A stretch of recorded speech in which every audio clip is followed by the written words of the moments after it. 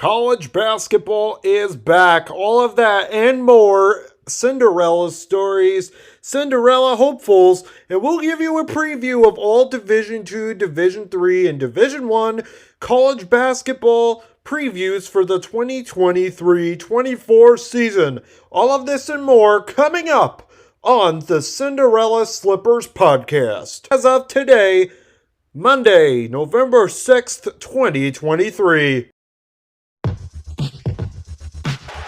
And they are stunned. I have this thing where I get older, but just never wiser.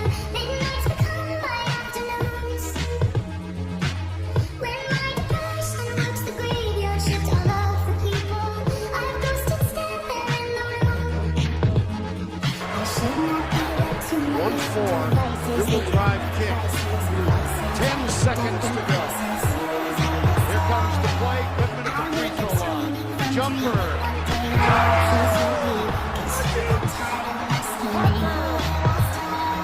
They are riding a Cinderella wave. 67, 64, 4 seconds left. You don't like the foul, remember. Ivy for the tie.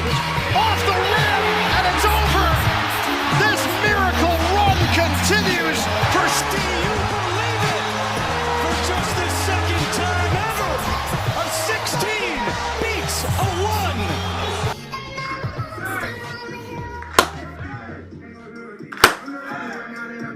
Yeah.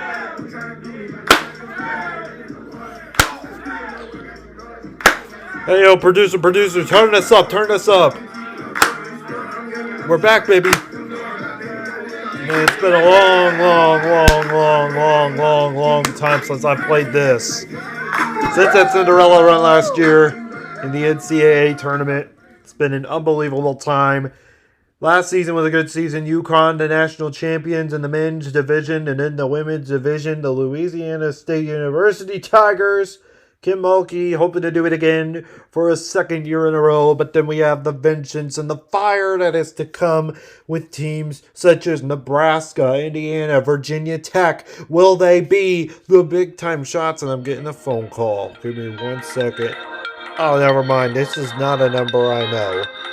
I don't know why it's ringing when we're doing the podcast. I have no idea why it's ringing, but I'm just going to let it ring. I don't know. I've been a little bit under the weather today. So, yeah, that call, I don't know why they're calling me before, but I'll handle that later. But anyways, welcome to Cinderella Slippers, Episode 2. This is the biggest time of the year, folks. The most wonderful time of the year. Will teams like Virginia Tech and Duke, Gonzaga, those schools, will they make it big this year? We have no idea. We got a lot in store for this upcoming season. Cinderella Slippers is brought to you by nobody, because this is brought to you actually by my channel, the Turtle by the Myrtle YouTube channel. At 1,000 subscribers, we are hoping to grow even more this upcoming year. Subscribe to the channel, ring a notify for latest videos, and make sure you subscribe to the channel and subscribe to the 2 newsletters. We actually have a newsletter for this podcast on LinkedIn. The description will have that link to provide you with the opportunity to read my thoughts on college basketball in this season and throughout the rest of this season as well. Welcome, everyone, to the Cinderella Slippers Podcast. Where should I start? Where should I start? There's a lot to talk about. There's a lot to discuss, and there's a lot to mention in this 30 minutes that I do have in this podcast. But man, aren't you happy that college basketball is back? We have matchups starting later today. The first one, Georgia and Clemson, is the first matchup of the day. But the first matchup in the top 25 world is Northern Arizona and UConn at 6:30 p.m. Central. Or Eastern, my bad. Eastern. This time change has already got me confusing since it's daylight savings time here in the East Coast. And then the other game following that is Tennessee and Tennessee Tech. And then the first Big Ten matchup of the season is Purdue and Samford. Tomorrow, Indiana, on the cusp of Bob Knight's passing. And if you want to listen to that episode is available. I posted it out on Friday. We have a lot to discuss there with Bobby Knight, a story that I had from 1975. Good stuff on that one, but they play tomorrow against the TikTok-led Florida Gulf Coast who made it to the tournament last year. And have this one kid, I can't think of his name, but this kid, I promise, he's good, but needs to stick to TikTok. He just needs to stick to TikTok. And if they were going to actually invite that kid over to the games at the Harlem Globetrotters, he'd be a future Harlem Globetrotter. Just to be frank, because that's that kid's personality, doing nothing but TikTok dances and all sorts of stuff.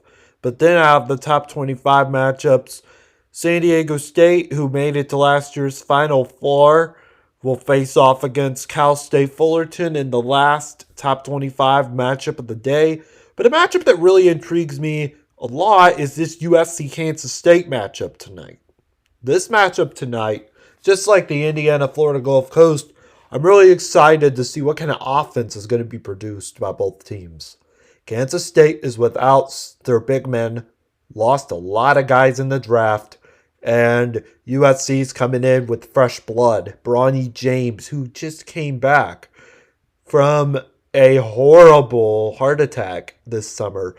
And hopefully he can be the Cinderella story that we had from last season. And I'm really hoping the best for him. I really hope the best for Bronny this season, but smell upsets. I smell upsets in this one. This Dartmouth-Duke game as well, which I'll get into in a minute, is also intriguing me as well because it's Ivy versus probably two of the biggest educational enterprises in the United States. And it should just be a blowout, but I just said this Duke team's really good this year, and I'll get into that in a minute. But this USC-Kansas State lost a lot of guys last season. USC coming in with fresh blood, as mentioned. I better say USC this season could make an Elite Eight. I like their chances. I like where this team's at. They got some big commits and Bronny. So you got the major celebrity status coming to the forefront for this team this year. And it's just, as I said, this basketball season will have a lot of intriguing storylines. And I'm actually going to get into one in a minute, but actually one more in a minute. I got a lot of thoughts today for some reason. But yeah, this USC-Kansas game, I got Kansas, or USC-Kansas State. I got USC. USC looks prime and pure this season to have a lot of guys come in, do their best, do their jobs, and many people are even predicting that Bronny is going to probably start tonight, which would be huge for the Trojans because, as I said, if many of you don't remember, he had a heart attack back in July, and he was under cardiac arrest. He may have not lived. So for this kid to come back, of course, being LeBron James' son, I mean, he would have gotten the best medical care or ever would have imagined, especially in California. And so we are hoping he comes back tonight. I am scrolling on here through Sports Illustrated, and they did say that he is probably going to come back tonight. And it said one of the nice things is that his heart condition, which was a congenital heart defect, which I actually had a heart defect for years, is actually easily treatable. And they actually said, yeah, he's fresh, he's healthy for this season, but if another cardiac arrest comes on, he may not be able to play in college basketball anymore. And of course, this matchup's also in Las Vegas, so they equally, reading more down, I did not do this research beforehand, I should have. Bronny will not actually play tonight, and his return is still yet to be determined. Just came on the pod just to say that, and yeah, so if Bronny doesn't start, he should be able to play this season, maybe under little minutes, but they're going to have to monitor him like DeMar Hamlin. I mean, I think us as a nation have been stunned with cardiac arrest ever since DeMar Hamlin. I remember where I was in this room where I'm sitting at now, sick as a dog, and I remember sitting in here watching Damar Hamlin get carted off from the Paul Brown Stadium, which actually the Bills played there last night.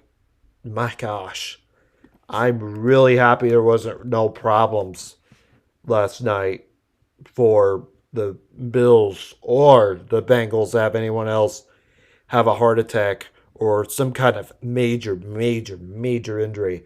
I think it kind of lifted the curse out of Paul Brown Stadium as well, because I have not noticed a lot of injuries there in recent months or years since the Damar Hamlin deal last year. And I remember sitting in here, I was in utter shock. It was utterly shocking. And I was just in awe of how the respect completely was on Damar Hamlin and on that entire team. People were praying. The whole country was at a standstill that time, and it was just a weird time period to start the year off too. It was the second day of the year and this happens. But last night there was no fault, and Damar Hamlin and Bronny James are hoping to make a recovery. But if I were them, I probably wouldn't be playing Bronny just for a little bit to just see how his cardiovascular function will continue to work. But Damar should have retired, just to be frank. Because if you look at the rate of how Damar Hamlin had one of, if not the rarest forms of a heart attack to live from, not to die from, but to live from, many of the cases that have that pass away. He didn't. He's the only athlete I've seen that survived from that heart attack. He could have died. Bronny could have died. And Bronny could have easily perished from this planet, and we wouldn't have known what his future was and how LeBron was going to be this season. But man, it's been a whirlwind, and athletics has never been in this renaissance period when it comes down to advancements in safety. We have more advancements in safety that need to be used at every school in the U.S. And that, as I say, is one of my main concerns with Bronny, is how he's going to get through this season. Now, since he might not be playing tonight, status is probably questionable. I mean, this is going to be one heck of a journey for him and one heck of a journey for this team. And I do see USC going big and far, but hopefully we can see him too. And that does it. I mean, that was my thought on the USC-Kansas State matchup. All in all, just a really emotional matchup for that team. Kansas State coming off their humongous Elite Eight run last year. And, of course, their coach is coming back, losing a lot of guys to the draft. Keyshawn Jack Johnson from last season was the big story because he also suffered a cardiac arrest. He is gone. And then their small forward, he's gone too. He's in the NBA. So Kansas State's going to have little opportunity this year to really capitalize on their thoughts from last year. Low point for this program is if they do not win the Big 12 championship again this year. And I honestly will say this Kansas State team's not looking like last year at all, but we'll see. This is a new group of guys, and we get used to new groups of guys. Even at IU, they got a brand new group of guys. Race Thompson's gone. Jackson Davis is gone. Miller Cup is gone. And I'm really interested to see where this team is going to go with just one returning player besides Trey Galloway and Anthony Leal, who Leal's been on the bench. But we'll have to see. But I got USC winning that one. And now let's go to the Duke Dartmouth one. That one's going to intrigue me a lot because it's Ivy League versus one of the top enterprises in the U.S. for education. Two great enterprises for education in the U.S. We have to remember Stephen F. Austin. We have to remember Bain with the tremendous shot that I don't even... I'm going to be honest, I don't remember much from that Bain shot because so much happened after that. And it kind of fell into the abyss. But anytime you see a team like Dartmouth or, like Arizona, they're going to be playing them literally in 2 weeks. 2 weeks from now. Arizona and Duke playing next Friday. It's this Friday. This Friday is when Duke plays Arizona. And that's going to be a classic. It's going to be, I think, one of Duke's biggest recruits, who was actually at Duke and transferred. And North Carolina's biggest player in Caleb Love is about to face his old rivals. And of course, you do remember the case way, way, way back in 2015 when Chase Jeter actually went over to Arizona for a season that I think, from what I could tell, this was from 6 years ago, so that's pretty outdated. So about 2017-18, he moves over to the Duke, Arizona. And then, of course, this Caleb Love situation last spring was very intriguing because North Carolina hasn't really had many transfers to speak of in the last few years that have gone from one place to the next. And now, since Caleb Love's facing a team that he's hated for a long time, that's going to be a matchup that I think the whole country is going to watch. And I would highly encourage anyone to watch down the Division One realms. But all in all, I'm going to say that out of that game tonight, Duke's going to win easily over Dartmouth. But upset alert on that one, too. So we better be playing the upset bell right now. There it goes. And, of course, we have some other matchups tonight. Michigan State, James Madison. Who are you kidding? Michigan State's going to win that one. They're the best team out of the Big Ten. They last season made it all the way to the Elite Eight, or Sweet 16. They made it to the Sweet 16. And they are going to go places. Marquette and IU. I think that's another matchup that intrigues me. And I don't know much about them. I really don't know much about them. And Marquette last season made a tournament. But I'm just going to say it's going to be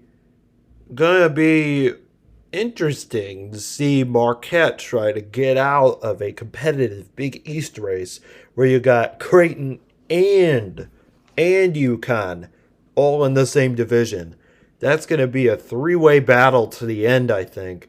And I think if both teams finish the season at like 27-2, then play in their Big East championship, the semifinals and the championship game will be the ones that I'm going to be really intrigued to watch.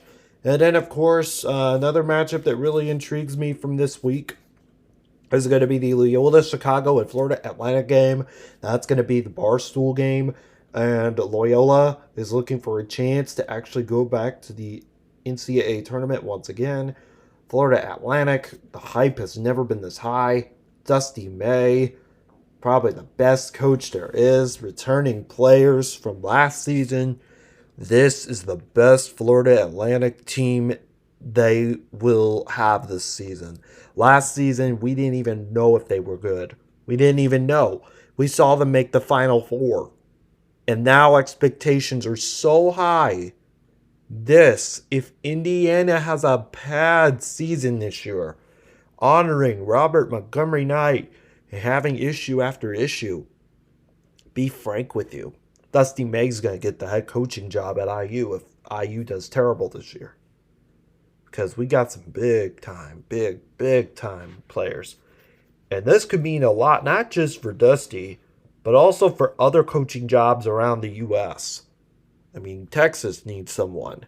Texas Tech needs someone. Arizona State will need someone later. So a lot of these coaching hires are going to be dependent on this one coach who can do it all and say it all as soon as we can get to see how good this Florida Atlantic team really is. They could actually go to the national title. And I know that sounds crazy, but that is true. And I do believe that matchup against Loyola is going to really be the do or die moment for that first half of the season for them. Even though they'll go 0-1, we'll have to see how Florida Atlantic is going to do throughout the rest of the season. And that does it for me for week one. The last team I wanted to mention was Indiana, but I think I got into a little bit of that with Florida Gulf Coast. Indiana's going to win that one big. And then Indiana after that is going to play against, probably in my opinion, one of the more premier teams at Army at West Point, who I think this season are going to go to the NCAA tournament. They are actually, I did find this out. I found this really interesting, and I wanted to put it on the podcast, which is Noah Jager, who was one of the best South players, small guy, knew him for years, and I knew him in high school. His brother works at, oh wait, that's James Bomba's brother. Never mind. I was talking about someone else. But Noah Jager, he actually has basketball roots at Army at West Point. He actually right now is, from what I found out, does not play basketball anymore. And I had to do some research to really find that out. And actually, this matchup, to me, won't intrigue me much. If Noah Jager was playing on the bench and Leal was on the bench, it would have made for an interesting matchup and an easy Indiana win, of course. But Anthony Leal and Noah Jager have gone two completely separate ways. Leal's graduated from the school. This is his last season. And I was really looking forward to this IU-Army game. But I do think Army's really going to put the pedal to the metal against Indiana. And now since Noah Jager and Leal will not meet for the final time, not even as a bench warmer anymore, two bench warmers that were big studs in high school, we're not going to see that matchup again this year against Leal and Jager. Because Jager, actually, in 2021-22, that was his last season ever playing basketball. And now he is a command leader, a president of the honor board, and doing some big and amazing things. So if he's listening, shout out to you. And your hard work is really dedicated. He's probably one of the most dedicated kids I've met. And that's what his parents wanted. So, and yeah, if I could honestly see a matchup this season for the tournament, I'd like to see Bradley and IU, because that would then mean a full South matchup between Anthony Leal and Connor Hickman, who were two really good players in high school. Connor Hickman, one time, I think, shot like 8 threes back in high school. But this was back in our days of Bloomington South years. But those are the matchups that intrigue me from Week 1. Coming up next is the matchups from the Division II and Division III matchups. And, of course, some early Cinderella picks, which I'll come first after this from your station. Actually, it's from this podcast. We'll be right back after this.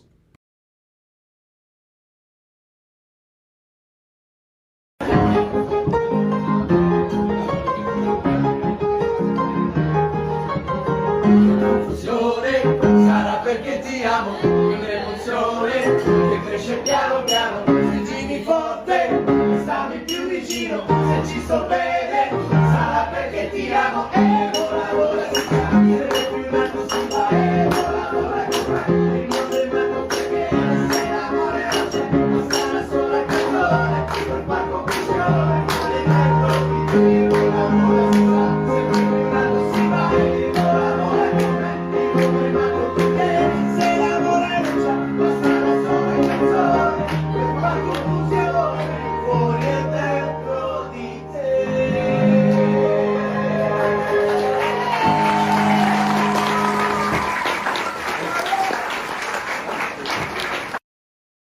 Part 2 is coming up in the second part. If you can just select in the playback, Part 2 of the Cinderella Slippers Podcast. We'll be back right after this.